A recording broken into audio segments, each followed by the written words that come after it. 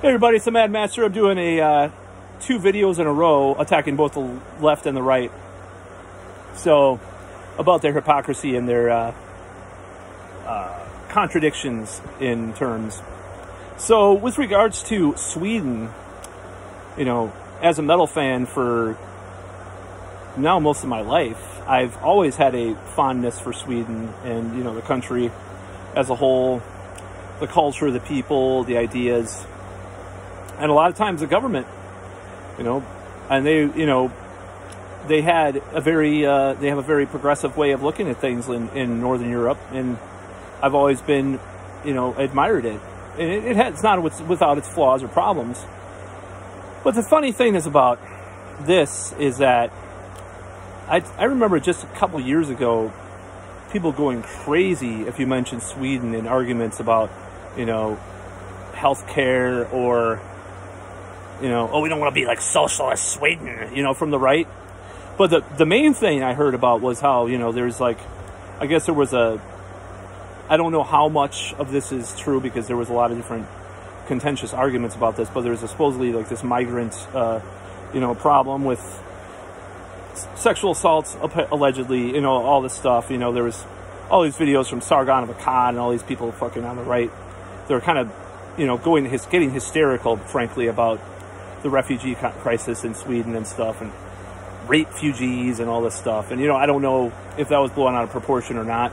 I know Sweden has a lot of weird stuff, like they define sexual assault a little bit stricter than other countries do and stuff. And that's not excusing anything that happened. I'm just saying there's a lot of nuance with regards to a lot of this stuff. And we can't, you know, why the whole refugee crisis is because of neoliberalism and, you know, and economic colonialism, to use some left-wing terms, you know, neocolonialism.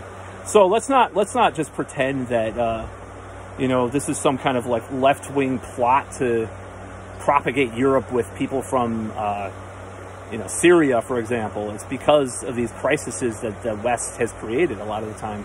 And I know a lot of people, more honest right-wingers, have actually admitted to this too, and more on the libertarian right, that, you know, look at the foreign policy of the United States and see what has happened. So these clashes of civilizations are not just because George Soros is giving a bunch of refugees money to go to Sweden to ruin it for the New World Order or whatever the fuck. I mean, Alex Jones was even right like 10 years ago about this stuff. He talked about how, you know, the West kind of caused this with a lot of our foreign policy and stuff, but then he switched to this weird, whatever you want to call Alex Jones now. But anyways, that aside, I noticed that the right-wingers and the, you know, Republicans have done an abrupt switch to Sweden's great because of their, you know, ostensibly anti-lockdown and anti-mandate stance, which honestly, at this point, it's looking pretty good for Sweden because deaths are going way down and cases are going down. And I could be wrong. Like I was wrong in another video about, you know, the trend of cases going down in the United States. I mean, obviously it's gone up. Of course, there's a lot of different criteria, a lot of different debates about conspiracies and all this shit. But I find it kind of funny that all of a sudden Sweden is some kind of heroic country for having been against the lockdowns. Now, my ideal society, you know, my ideal approach to this is basically a hybrid of South Korea and Sweden, I will admit, because I don't think that even the New York Times is admitting lockdowns will kill, you know, possibly 1.5 million people with tuberculosis. Possibly, you know, the UN has said, UNICEF and UN have said lockdowns are causing 10,000, possibly 10,000 children a month to die of hunger. I hate to quote Trump here, but the cure might be worse than the disease, you know, in this case. So they were right. You know, a lot of these people that are anti-lockdown are right about the cost, of course. And I think these lockdowns have to be stopped at all costs, you know. But I find it funny that a lot of these right-wingers who were just bashing Sweden, you know, a couple of years ago have kind of switched their stance on Sweden. And I'll never stop liking, you know, Northern Europe's ideas. Some of them, at least, you know, a lot of them at least. I don't agree with everything they've done, but I think they have a better grasp on society. And Sweden, in this case, have shown that they don't want to go this route that these other countries are doing, like New Zealand. At first, I was like, okay, New Zealand. You know, I was believing all the media hype about New Zealand as far as them.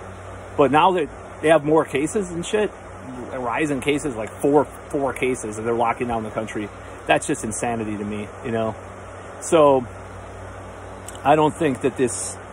We haven't seen the last. I thought these lockdowns would end after a while, but you know, we haven't seen the end of the lockdowns. But yeah, I think Sweden has handled this. We have to look at them. We have to see how they do. We have to study what they're doing as far as if it's right or wrong. Not the sensationalist Sweden's failure. Oh, finally the virus. Oh my God, they're horrible people. You know, and you know, essentially they switched. You know, the Republicans and the right, who used to be like Sweden's socialist evil. You know, the refugee crisis, and now they're like, I love Sweden. And now the left is like, they're such horrible murderers. Oh my God. You know, we'll have to see what happens. You know, if Anders Tegnell is right about what is happening with the virus, then if he's right, in a year from now, he said, you know, on an unheard interview, it's a channel you should check out, UNHERD. It's on YouTube. A lot of controversial interviews like Sunetra Gupta and so forth. But if he's right, a year from now or 2 years from now, if he's right about his predictions about his own country, the guy should fucking win the Nobel Prize, period. And so should the guy, you know, there's another guy that's in the press right now talking about his proposal for home testing and like cheap home testing for the virus. I'm like, you know, if that guy saves us from another lockdown or from mandatory, all this stuff, then maybe he should be a Nobel Prize winner too. Not that the Nobel Prize means shit nowadays once Obama won it, even though he didn't do anything pretty much. But that is all about, you know, Sweden. And I love Bathory, and I love a lot of bands, Yngwie Malmsteen, and you know, a lot of stuff from Sweden is just great. And I wish Sweden the best. I hope Anders Tegnell is right about what's going on. I hope he's correct, you know, because it doesn't mean I want people to die. It just means that I want him to be right about herd immunity, or, you know, like I said in some other videos, I was watching some of these people that were proven right on Unheard and other channels months ago, and they were just bashed all the time by people. You know, it's ridiculous that people are bashed for having a different opinion. Now, New York Times and Fauci and all these people are like, I guess this is something true. Oh, I was watching shit about this months ago. Wait, anyways, that's all.